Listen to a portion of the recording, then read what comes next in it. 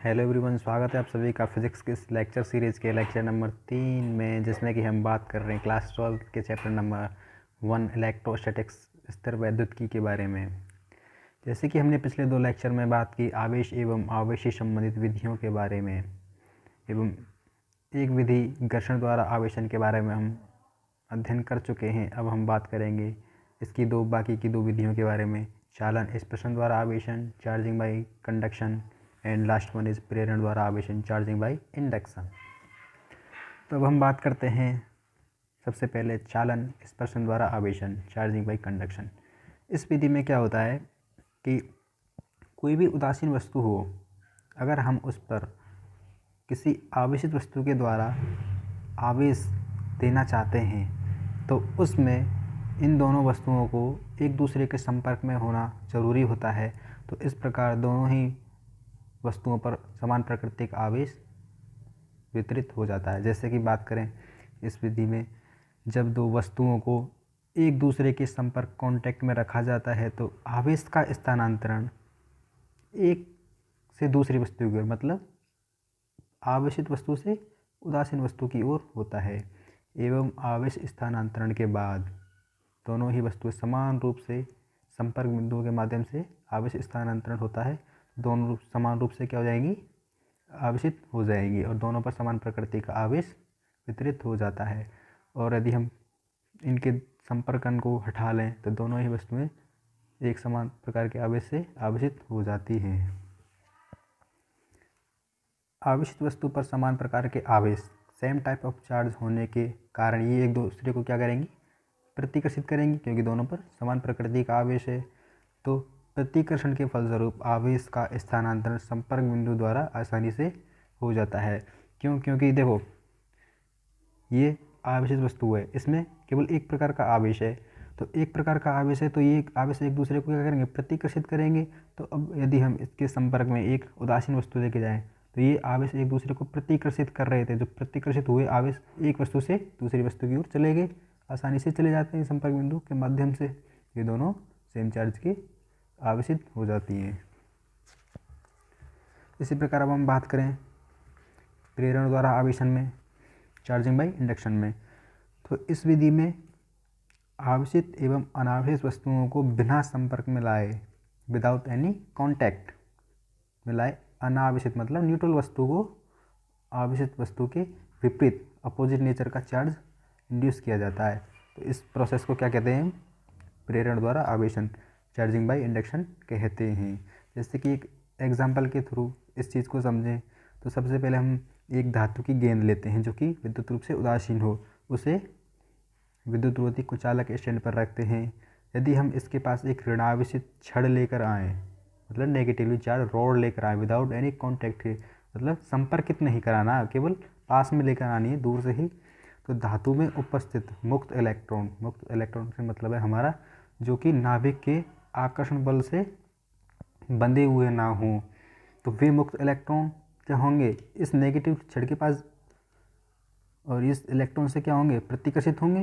तो ये प्रतिकर्षित होंगे तो एक दूसरे से डिस्प्लेस हो जाएंगे, ये इलेक्ट्रॉन्स डिस्प्लेस हो जाएंगे तो गेंद की दूसरी तरफ विस्थापित हो जाते हैं। तो धातु की गेंद अन्य दूसरी सतह पर इतनी ही मात्रा में इलेक्ट्रॉनों की कमी होने के कारण विपरीत प्रकृति का आवेश पॉजिटिव प्रेरित हो जाता है और इसे प्रेरित आवेश कहते हैं। जैसे समझें इस चित्र के द्वारा, ये कोई धातु की गेंद थी जिसे कि कुचालक स्टैंड पर रखा गया है, विद्युत रूप से उदासीन है प्रारंभ में। यदि हम इसके पास नेगेटिव रॉड लेकर आएँ, नेगेटिव चार्ज की एक रॉड लेकर आएँ, तो इसके पास में मतलब इस नेगेटिवली रॉड के पास वाली सतह पर तो प्लस चार्ज आ जाएगा आकर्षण की वजह से, और माइनस चार्ज इससे दूर चले जाएगा प्रतिकर्षण की वजह से। तो ये जो माइनस चार्ज यदि हम इसको चालक तार की सहायता से ग्राउंडेड कर दें तो ये नेगेटिव चार्ज तो हो जाएगा ग्राउंडेड, इस पर केवल पॉजिटिव चार्ज बचेगा। तो पॉजिटिव चार्ज इस पूरी सतह पर वितरित हो जाएगा और हम कह सकते हैं कि यह वस्तु जो कि पूर्व में कैसी थी, उदासीन थी, तो विद्युत रूप से पॉजिटिवली चार्ज हो गई। तो यदि किसी चालक तार के द्वारा गेंद की ऋणावेश सतह को भूसंपर्कित ग्राउंडेड कर दे तो तार द्वारा नेगेटिव आवेश धरती में चला जाता है, और यदि चालक तार को हटा लें तो गेंद पर कुल आवेश धनात्मक आवेश शेष रह जाता है तथा ऋणावेशित छड़ की प्रक्रिया में कोई परिवर्तन नहीं होता। मतलब इस रॉड के आवेश की मात्रा में कोई परिवर्तन नहीं होता, जिस पर प्रारंभ में जितना आवेश था बाद में भी उतना ही आवेश रहेगा। अब यदि हम नेगेटिव चार्ज इंड्यूस करना चाहते हैं तो इसी प्रोसेस को रिपीट कर सकते हैं, लेकिन इसमें नेगेटिव रॉड की जगह हम पॉजिटिव रॉड लाएंगे, जिसमें कि पॉजिटिव रॉड लेकर आएंगे तो नेगेटिव चार्ज इसके पास में हो जाएगा और पॉजिटिव चार्ज इससे दूर हो जाएगा। तो पॉजिटिव चार्ज को हम ग्राउंडेड कर सकते हैं तार के थ्रू, और नेगेटिव चार्ज पे बच जाएगा और ये पूर्ण रूप से नेगेटिवली चार्ज हो जाएगी। उदासीन वस्तु पूर्ण रूप से नेगेटिवली चार्ज हो जाएगी। यदि अनावेशित वस्तु के संपर्क में आवेशित वस्तु लाते हैं तो वह हमेशा आकर्षण का गुण प्रदर्शित करती है। क्यों? क्योंकि जैसे इसमें समझें, ये उदासीन वस्तु थी, इसके पास में कोई भी चार्ज पॉजिटिव या नेगेटिव रॉड लेकर आते थे तो इसके पास वाले सिरे पर इस रॉड के विपरीत प्रकृति का आवेश इंड्यूस हो जाता था। विपरीत प्रकृति का आवेश होगा तो एक दूसरे को क्या करेंगे, आकर्षित का गुण प्रदर्शित करेंगे, और जो सेम चार्ज था वो इससे दूर हो जाता है, मतलब इसकी तुलना में ज़्यादा दूरी पर होते हैं। तो प्रतिकर्षण का प्रभाव आकर्षण के प्रभाव की तुलना में कम होता है। हम कह सकते हैं कि आकर्षण का प्रभाव ज़्यादा इफेक्टिव होता है किसकी तुलना में, प्रतिकर्षण के प्रभाव की तुलना में। तो ये कैसे गुण प्रदर्शित करेंगी, आकर्षण का गुण प्रदर्शित करती हैं।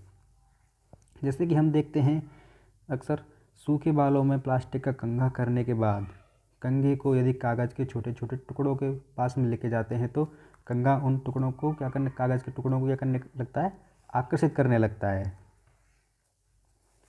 अब हम बात करते हैं एक मोस्ट इम्पॉर्टेंट टॉपिक, आवेश संसूचन के लिए स्वर्णपत्र विद्युतदर्शी गोल्ड लीफ इलेक्ट्रोस्कोप एक्सपेरिमेंट। तो इसका मुख्यतः उपयोग किसी वस्तु पर जिस पर कि हमें पता नहीं है कि आवेश है या नहीं है, तो उस वस्तु पर आवेश का पता लगाने के लिए करते हैं। जैसे कि इसकी सहायता से किसी वस्तु पर उपस्थित आवेश का पता लगाने एवं आवेश की प्रकृति को जानने के लिए किया जाता है। अब हम बात करते हैं इसकी संरचना को समझें। तो इसमें क्या होता है कि एक कांच की एक बोतल होती है जिसे हम जार कहते हैं, और उस बोतल के एक सिरे पर, मतलब मुँह वाले सिरे पर एक कॉर्क होता है, ये वाला कॉर्क जो कि लकड़ी का टुकड़ा होता है, और ऊपरी सतह पर एक धात्विक डिस्क लगी होती है, और इस धात्विक डिस्क से एक धात्विक छड़ अंदर की तरफ जाती है, और जिसके अंदर वाले सिरे पर दो सोने की बहुत हल्की पत्तियां लगी होती हैं। इसमें एक कांच की एक बोतल होती है जिसके ऊपरी सिरे पर धातु की एक धात्विक चकती लगी रहती है, एवं बोतल के मुख से एक धात्विक छड़ अंदर की ओर जाती है, जिसके निचले सिरे पर दो सोने की बहुत हल्की पत्ती लगी होती है। यदि हम इस एक्सपेरिमेंट को और सेंसिटिव बनाना चाहते हैं तो इसके अंदर दो टिन की दो पत्तियों को और लगा देते हैं। कहाँ पे? इस सोने की पत्तियों के सामने। ये देखो, दो टिन की पत्ती लगी हुई हैं इसमें। अब हम बात करते हैं इसकी वर्किंग प्रोसेस के बारे में। तो वर्किंग प्रोसेस में क्या है कि यदि हम कोई आवेशित या फिर उदासीन वस्तु इस धात्विक डिस्क से संपर्कित कराते हैं, तो यदि वह आवेशित है तो आवेश यहाँ से धात्विक छड़ पर ट्रांसफ़र हो जाएगा, तो धात्विक छड़ से दोनों सोने की पत्तियों पर आवेश ट्रांसफ़र हो जाएगा। तो दोनों पर समान प्रकार का आवेश ट्रांसफ़र होगा, तो समान प्रकार के आवेश होने की वजह से दोनों क्या करेंगी, एक दूसरे को प्रतिकर्षित करेंगी। तो प्रतिकर्षित करेंगी तो हम कह सकते हैं कि वस्तु हमारी जो छड़ है वो कैसी है, आवेशित है। और यदि प्रतिकर्षित नहीं करती हैं तो हम क्या कहेंगे कि जो हम वस्तु लेकर आए थे पास में वो है क्या है, उदासीन है, विद्युत रूप से उदासीन है। अब हम बात करते हैं कोई और पदार्थ लेकर आते हैं इसके पास में, किसके पास में, धात्विक छड़ के पास में। दूसरी अवस्था में कोई और पदार्थ लेकर आते हैं धात्विक छड़ के पास में, और यदि वह किसी चार्ज से आवेशित होगा तो या तो सोने की पत्तियाँ प्रतिकर्षित होंगी या फिर आकर्षित होंगी। प्रतिकर्षित कब होंगी, जब वह पदार्थ इस धात्विक छड़ पर उपस्थित आवेश की समान प्रकृति का होगा तब तो वो प्रतिकर्षित होंगी, और यदि विपरीत प्रकृति का होगा तो वो एक दूसरे को, दोनों सोने की पत्ती क्या होंगी, आकर्षित करेंगी। तो हम कह सकते हैं कि उस पदार्थ पर या तो पॉजिटिव चार्ज होगा या फिर नेगेटिव चार्ज होगा।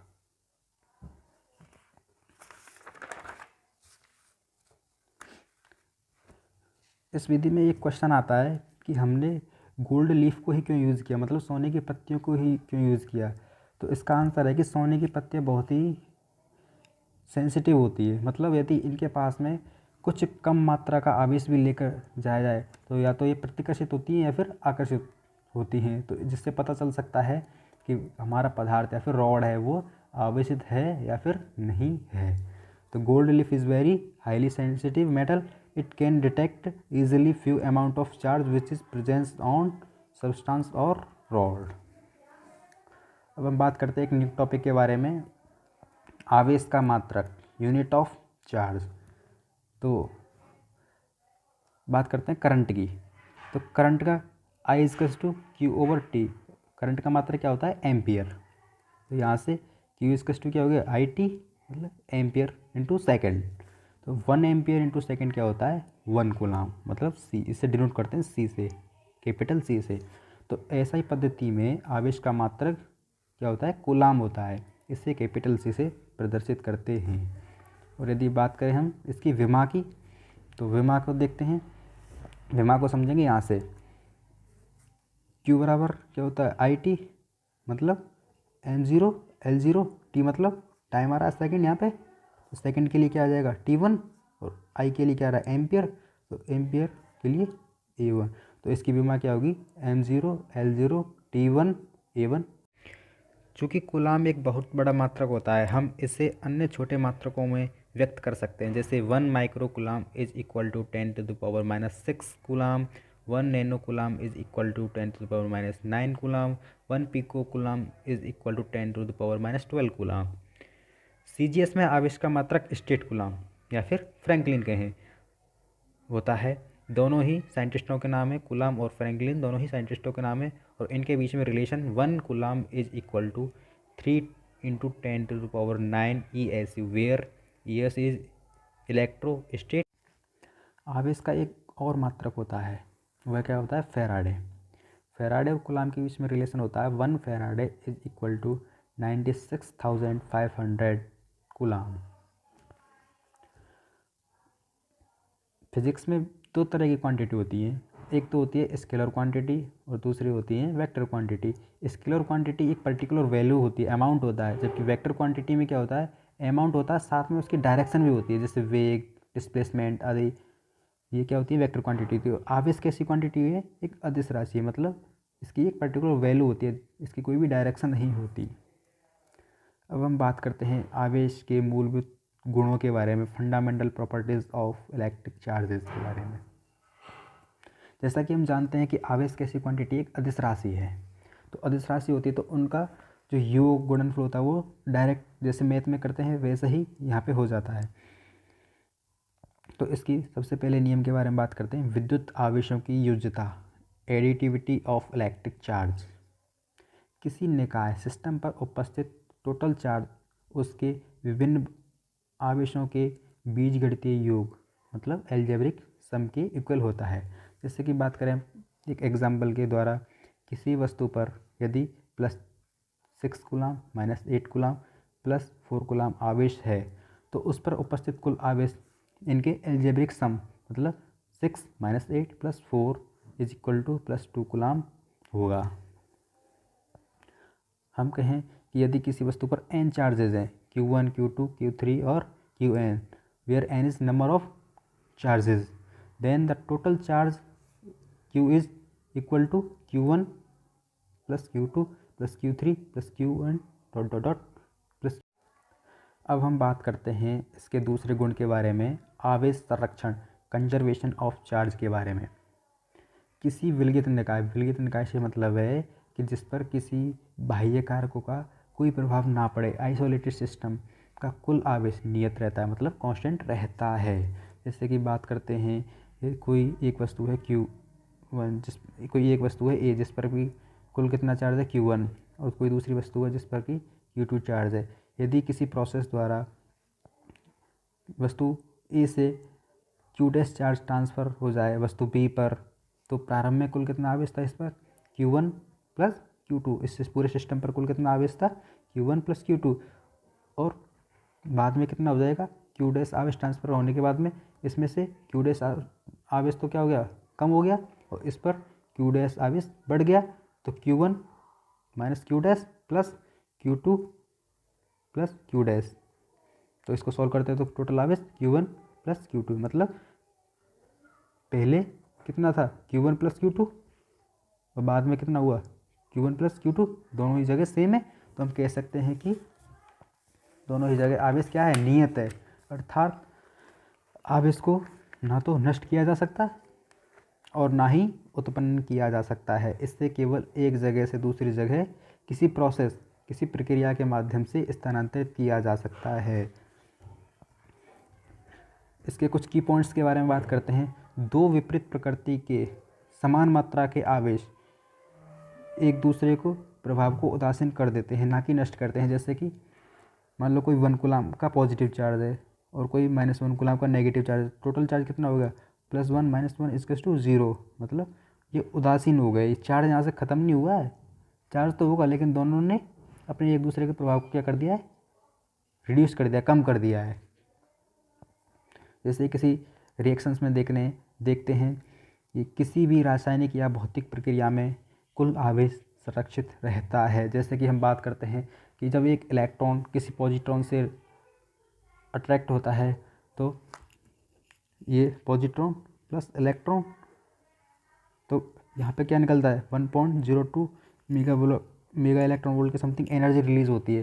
तो इनिशियली कितना चार्ज था +1 -1 0, टोटल चार्ज कितना हो गया इस रिएक्शन से पहले कितना था 0 चार्ज, और बाद में यहाँ पे केवल एनर्जी निकलती है, तो बाद में क्या हो गया, बाद में भी 0 चार्ज। तो कह सकते हैं कि किसी भी रासायनिक या भौतिक प्रक्रिया में कुल आवेश संरक्षित रहता है। अब हम बात करते हैं इसके तीसरे गुण के बारे में, विद्युत आवेश की निश्चितता। इसमें क्या होता है कि आवेश चाहे गतिमान अवस्था में हो या फिर स्थिर अवस्था में हो, दोनों ही स्थितियों में आवेश का मान सेम रहता है। अर्थात आवेश निर्दिष्ट तंत्र फ्रेम ऑफ रेफरेंस के वेग पर निर्भर नहीं करता। अर्थात वस्तु का वेग चाहे कुछ भी हो, या तो वह स्थिर अवस्था में हो या फिर गतिशील अवस्था में हो, दोनों ही स्थितियों में आवेश का मान समान रहता है। अब हम बात करते हैं अपेक्षिकता के सिद्धांत के अनुसार, जिसमें कि किसी वस्तु का वेग प्रकाश के वेग के नियरली इक्वल हो तो वस्तु का द्रव्यमान उसके वास्तविक द्रव्यमान से थोड़ा सा चेंज हो जाता है। तो किसी कण के आवेश तथा इसके द्रव्यमान का अनुपात क्या होता है, विशिष्ट आवेश कहलाता है। और यह किस पर निर्भर करता है, वस्तु के वेग पर निर्भर करता है। क्यों? क्योंकि इसका फॉर्मूला होता है Q/m। यदि V is near equal to C होगा, तो इस स्थिति में m का मान क्या होगा, चेंज होगा, तो Q/m फैक्टर का मान भी चेंज होगा। तो हम कह सकते हैं कि विशिष्ट आवेश का मान वस्तु के वेग पर निर्भर करता है। अब हम अगले लेक्चर में बात करेंगे इसके चौथी प्रॉपर्टी के बारे में, आवेश का क्वांटीकरण, quantization of charge. Thank you.